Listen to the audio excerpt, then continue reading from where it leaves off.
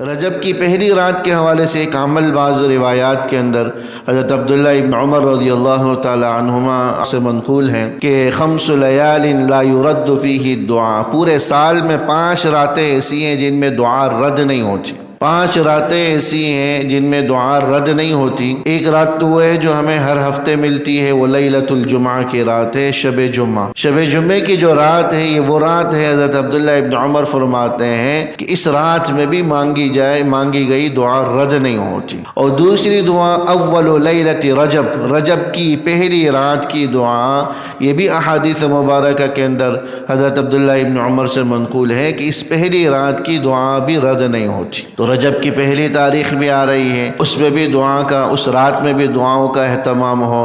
حضرت عبداللہ ابن عمر رضی اللہ تعالی عنہما کی اس ارشاد کے موافق کہ اس رات میں بھی مانگی گئی دعا رد نہیں ہوتی. اور تیسری رات جو ہے وہ 15 شعبان کی رات ہے، جس کو ہم شب برات کہتے ہیں.